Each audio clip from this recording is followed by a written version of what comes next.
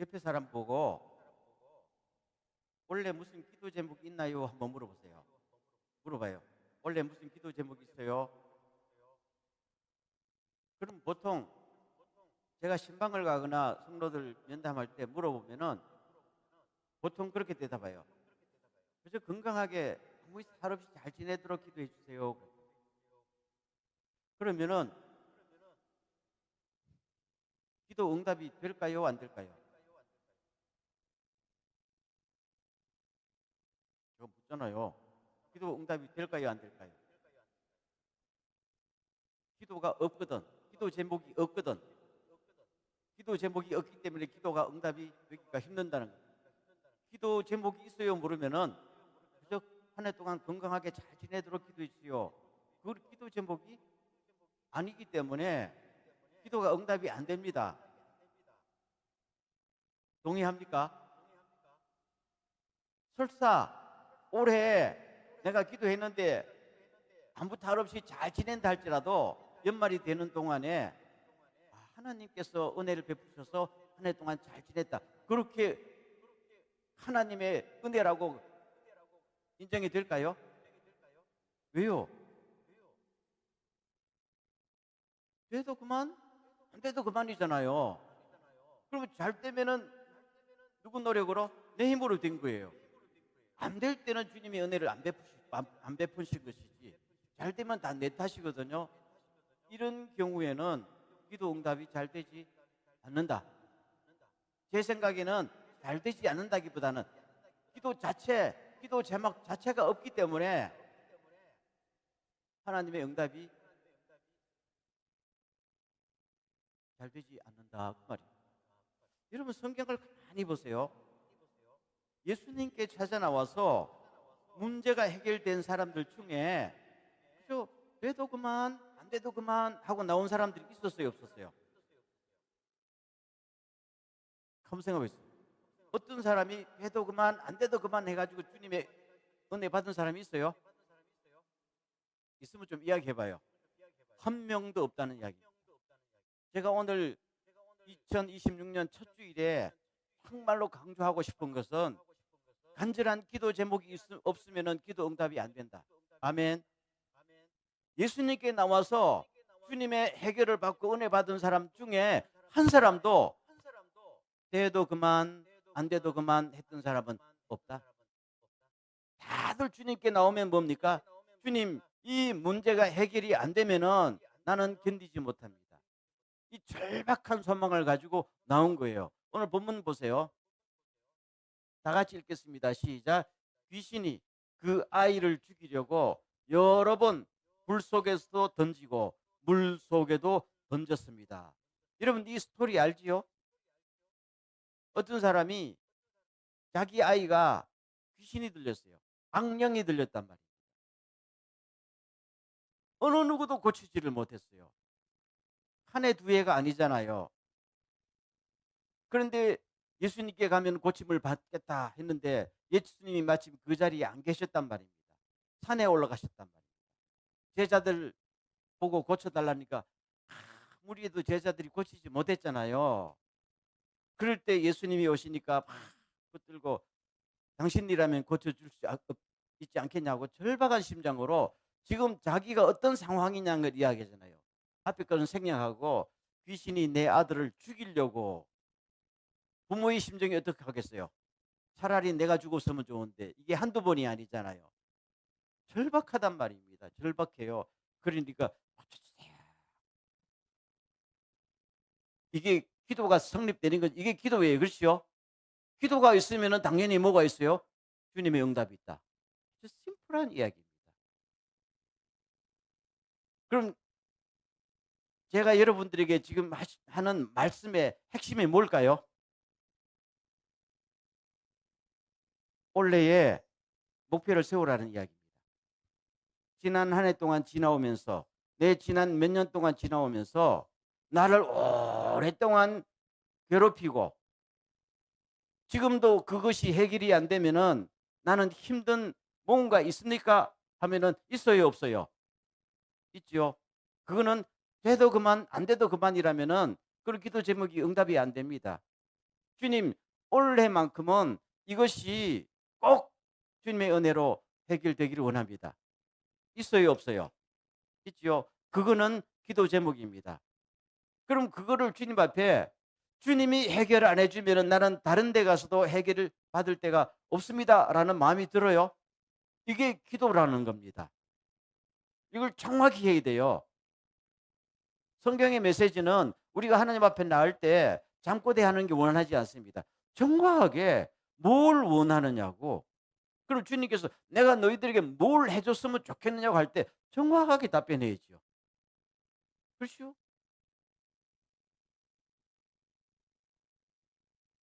그래서 여러분 오늘 이 시간부로 아니 늦어도 오늘 안으로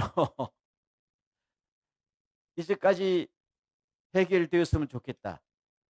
그게 누구의 도움으로? 하나님의 도움으로. 딱 두 가지 이것이요. 결국 내 힘으로 안 된다는 거잖아요. 내 힘으로 되는 거는 기도해요, 안 해요? 할 필요 없어. 하면 돼요. 안 되니까 주님 앞에 나올 때 내 힘으로 안 되는 가장 절박한 문제, 주님의 은혜만이 할 수 있는 문제가 뭐냐는 것을 정확하게 주님 앞에 오픈하시기를 주의 이름으로 축원합니다. 이럴 때에 실제적으로 문제가 해결됩니다. 오늘 이게 굉장히 중요한 이야기입니다. 그렇죠? 그다음 두 번째로 가겠습니다. 다 같이 시작. 하실 수 있으면 우리를 불쌍히 여기시고 도와주십시오. 제가 여기서 첫 번째 기도라고 썼죠. 그러면 주님 앞에 올 때에 이 절박한 마음을 가지고 와서 뭐라고 말해야 돼요? 첫 번째 기도가 뭐예요? 불쌍히 여기시고 도와주세요. 딴 이유 될 것이에요. 주님은 나의 모든 사정을 알까요, 모를까요? 다 압니다. 구구절절히 이유달 거 없어요. 그냥 아주 심플하게 주님 앞에 무릎 꿇고 주님 저를 불쌍히 여겨주세요. 그리고 도와주세요. 여러분 신구약 성경을 통해서 하나님 앞에 우리가 드릴 수 있는 기도 중에 가장 기본적이고 가장 위대한 기도가 있다면은 불쌍히 여겨주세요. 그렇죠? 그게 제일 중요하고 기본적인 기도입니다. 왜요? 은혜를 주실 수 있는 분에게 오면은 나를 불쌍히 여겨주죠. 그거잖아요. 은혜라는 것은 받을 자격이 없는 사람에게 거저 주시는 하나님의 선물이니까 하나님의 선물을 받기 위해서는 내가 학벌이 얼마입니다. 내가 주님이 50%만 도와주면 나는 성공할 수 있는데요 할 때는 자세가 돼야 안 돼요? 안 되는 거예요. 무조건 주님의 은혜가 아니면 나는 안 됩니다. 그 심정으로 왔으면 첫 마디가 뭡니까? 불쌍히 여겨 주십시오. 아멘. 다 같이 한번 해볼까요? 주님, 불쌍히 여겨 주세요. 이게 굉장히 중요한 거예요. 이럴 때 주님께서는 마음을 여십니다. 주님이 우리들에게 늘 주기를 원하십니다만은 우리가 주님 앞에 나올 때 주님이 마음에 기쁘게 줄 수 있기를 주의 이름으로 축원합니다. 마지못해 주면 돼야 안 돼요? 마지못해. 기쁘게 주는 거하고 마지못하게 주는 거는 차이가 있어요. 주님이 우리를 볼 때에 주고 싶었는데 기쁘게 줄 수 있도록 하기 위해서는 우리가 뭡니까? 불쌍히 있어요. 더 이상의 말이 필요 없습니다. 이 아버지는 굉장히 중요한 기도를 한 겁니다. 불쌍히. 두 번째, 다 같이 시작. 예수께서 그에게 말씀하셨다. 할 수 있으면이 무슨 말이냐? 믿는 자에게는 모든 일이 가능하다 했습니다. 그럴 때 주님께서 그래 도와주겠다 안 도와주겠다 이렇게 말씀하신 게 아니고 뭡니까? 믿어야 된다 말씀하셨어요. 대화가 이상하지요? 그러면 도와주십시오. 불쌍히 여기십시오 하면은 그래 내가 도와줄게. 이렇게 대답해야 되잖아요. 근데 주님은 그 말씀을 안 하시고 믿어라 이렇게 말씀하십니다. 왜 그렇게 말씀하셨는가 하면요. 요 앞에 말 때문입니다. 불쌍히 여겨 주십시오. 그렇지만은 예수 당신이 나를 도와줄 수 있으면 도와주세요. 그랬단 말이에요. 그럴 때 주님께서 아니다. 도와줄 수 있으면이라는 조건을 달지 말라는 거예요. 그렇죠? 그거는 믿음이 아니라는 거예요.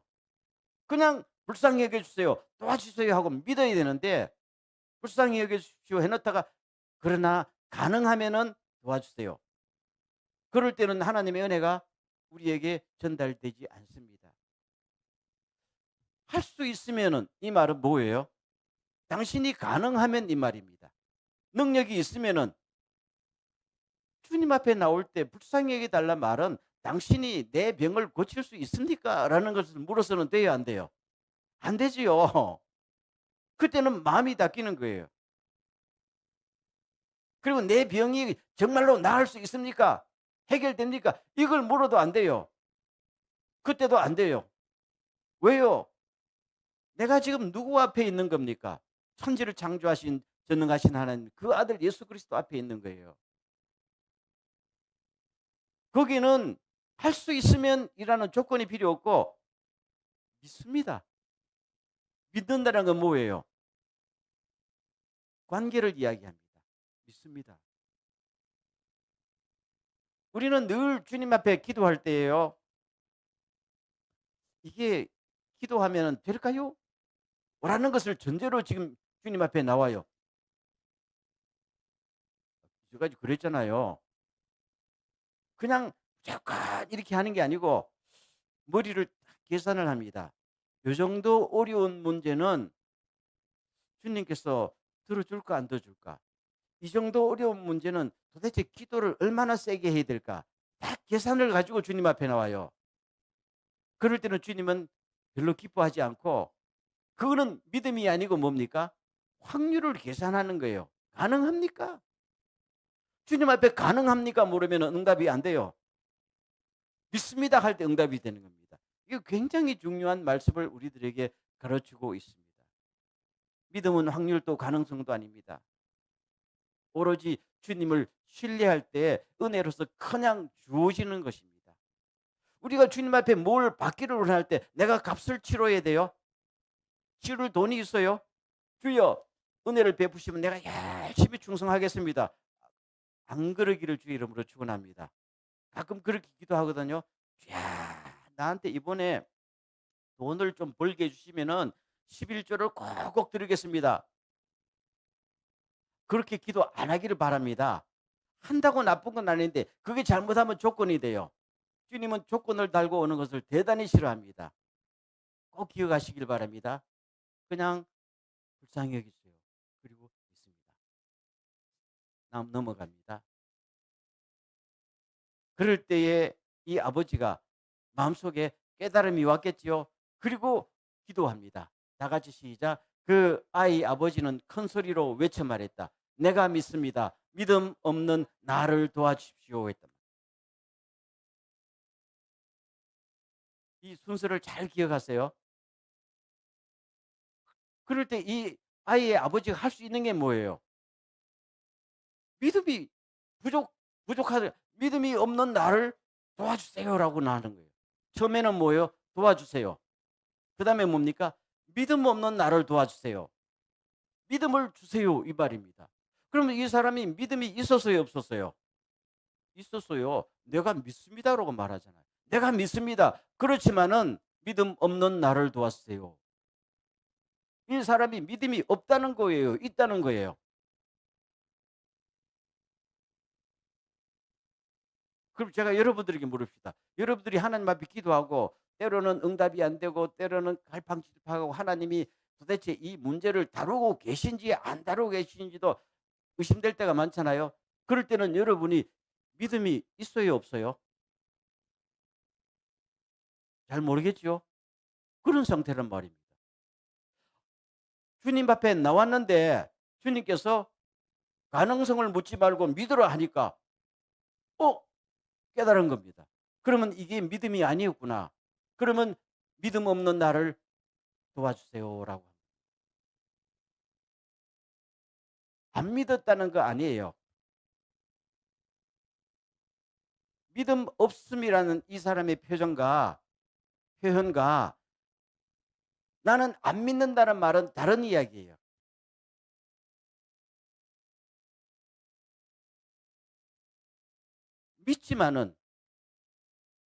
믿지만은 그 속에 나는 온전하게 주님을 신뢰하지 못했고 항상 머리로서 내 계산이 먼저 들어갔는데 이 상태는 나도 지금 어떻게 안 됩니다. 그 말이잖아요. 솔직한 고백. 그러니까 이거를 주님이 해결하시고 좀 문제를 해결해 주시고 하고 주님 앞에 더욱더 엎드리는 장면입니다. 이 사람의 너무 훌륭하고 정직하고 솔직한 면이 여기 나타나요. 저도 오랫동안 신앙생활로 목사로 살아왔지만 늘 마음속에 주님 앞에 기도하거나 뭘 계획을 세거나 은혜를 달러 갈 때는 항상 뭐가요? 나도 모르게 본능적으로 딱 계산에 들어갑니다. 이거 주님께서 과연 다루어 주실까? 내가 얼마나 대가를 치러야 될까? 그냥 나도 모르게 들어가요, 이게. 이게 이 사람 입장에서, 예수님 입장에서 보면은 믿음 없는 나예요. 믿음 없는 나예요. 불신이 아니에요. 주님을 안 믿었으면 안 나왔겠지. 나왔는데 믿음 없는 나가 된 거예요. 그럴 때 우리는 어떻게 돼요? 주님, 내가 주님 앞에 할 수 있는 최대한의 상태는 이 정도밖에 안 되니 주님께서 지금 은혜를 베푸셔서 나를 도와주십시오. 이 이상의 기도, 훌륭한 기도가 있어요, 없어요? 없어요. 참 놀라운. 원래는 요거를 우리가 깨닫고 우리는 늘 예수를 10년 믿고 20년 믿어도 문제가 또 생기면은 믿음 없음 상태로 돌아갑니다. 그럴 때는 주여 이 상태도 주님이 품에 안으시고 저를 불쌍히 해 주세요 할 때는 주님께서 대단히 기뻐하십니다. 아멘. 이미 주님은 고쳐줄 마음으로 접근하신 거 아니에요? 그렇죠? 이 꾸짖음이 아니에요. 이 사람을 좀 더 성숙한 다음 단계로 가서 주님이 예비하신 축복을 주고 싶은 거야. 그렇지만 받을 그릇이 준비가 안 되면 주어도 흩어버리잖아요. 그래서 키워서 믿음 없는 의심의 상태를 끌어올리고 싶은 거예요. 주님의 사랑이 여기 참 놀라운 거죠. 그걸 여기 보세요. 큰 소리로 외쳐 말이에요. 제가 밑줄 그었죠. 성경에 주님 앞에 나와서 해결받았던 사람들 전부 다 보면 다 큰 소리로 어떤 사람은 무릎을 꿇고 그렇죠? 백부장도 무릎을 꿇고 수레보내게 여자는 창피를 당하면서도 그렇죠? 여리고성에 그 소경 바디메 오면 쫙 사람들이 그냥 소리 그만 질러 해도 막 내가 물에 빠졌는데 내가 그래도 넥타이도 메고 이런 상태에서 물에 빠졌어요. 그럼 내가 뭐라고 도와달라 해야 될까요? 죄송합니다마는 저를 좀 도와주시면 좋겠습니다. 이렇게 말하면 좋겠어요? 안 돼요. 물에 빠진 사람은 지가 대통령이든지 홈리든지 상관없어요. 소리 지르고 살려주세요. 이거 진짜 아니에요. 원래는 저를 비롯해서 우리 교회 안에 이런 모습들이 자주 볼 수 있기를 바랍니다. 품위가 없어집니까?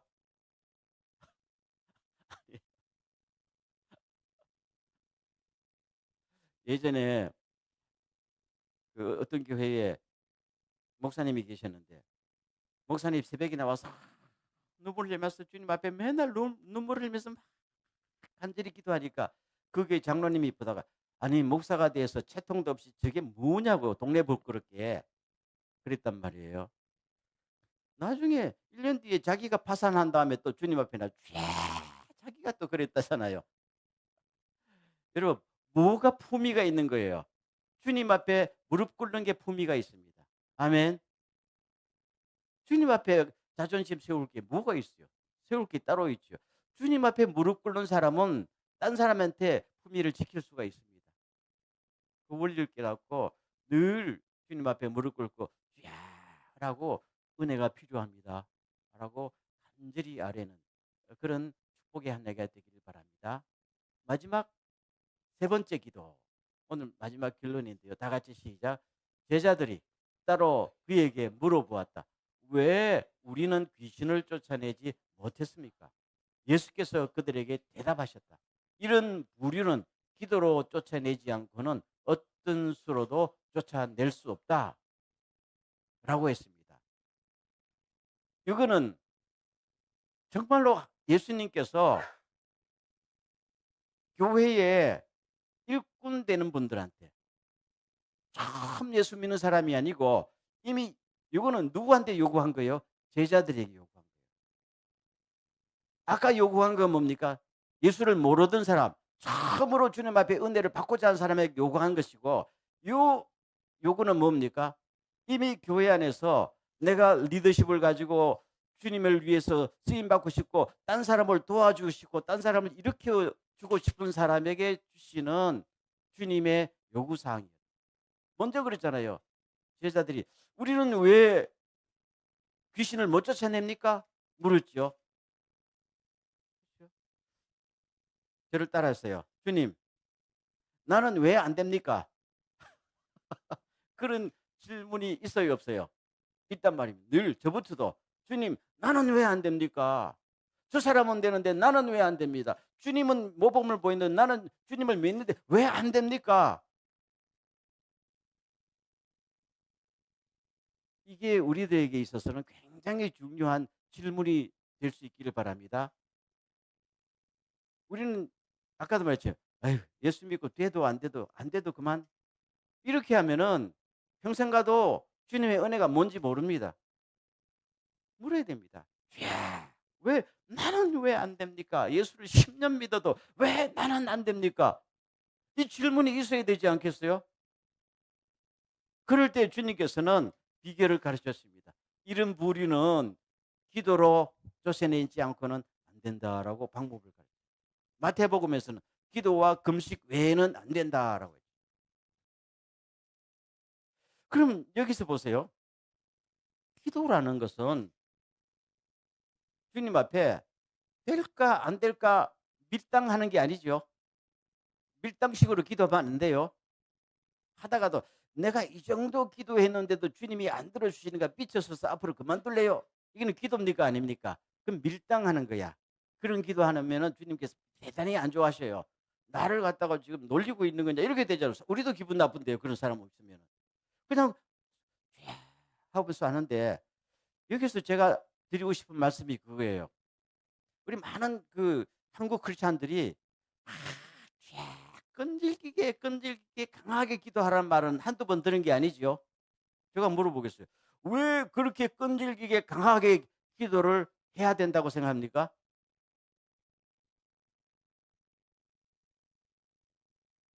내가 열심히 기도하면 내가 좌석처럼 쇠붙이를 더 많이 끌어올 수 있어요? 조금 기도하면 좌석이 안 붙어요? 보통 그런 상식을 갖고 있거든요. 그래서 내가 기도하는 만큼 끈질기게 하는 만큼 주님은 감동되어서 내 소원을 들어줄 것이다. 맞아요, 틀려요? 잖아요. 맞아요, 틀려요? 아닙니다. 기도는 관계라고 그랬죠. 관계라고 그랬죠. 그렇죠?